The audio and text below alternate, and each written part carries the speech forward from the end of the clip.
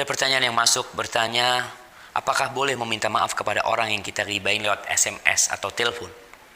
Dan jika setelah minta maaf namun orang tersebut tidak memaafkan kita, apakah kita bisa terbebas dari dosa ribah tersebut? Apakah pahala kita tetap akan diambil dan diberikan kepada orang yang kita ribain tersebut? Ini pertanyaan dari Gorontalo. Nah, berkaitan dengan minta maaf kepada orang yang kita sakitin, yang kita ribain, ada dua kondisi.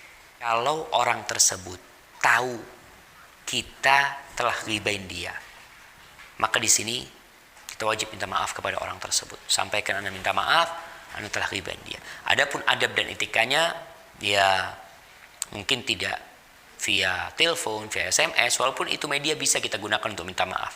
Tapi lebih etis kalau kita datang, kemudian kita maaf kepada orang tersebut. Kondisi kedua, orang itu tidak tahu kalau kita ribain dia. Bagaimana cara minta maaf sama dia? Ini juga terbagi menjadi dua kondisi. Kalau kita minta maaf, kita sebutkan kita ribain dia, lalu dia melakukan tindakan yang mungkar, akan terjadi keributan yang besar, maka nggak perlu antum kasih tahu dia. Karena kita tidak ingin terjadi kemungkaran yang lebih besar. Lalu bagaimana caranya? Kalau mamanya kita ngomong sama dia nggak ada masalah, dia akan memaafkan kita, selesai urusannya.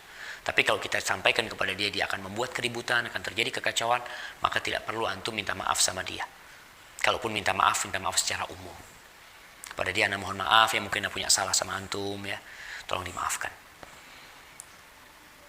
Pertanyaan selanjutnya, kalau orang yang kita zalimin, baik dengan ribah atau perbuatan lainnya, itu tidak memaafkan kita, apakah kelak dia akan mengambil kebaikan kita? Nah, bisa jadi itu.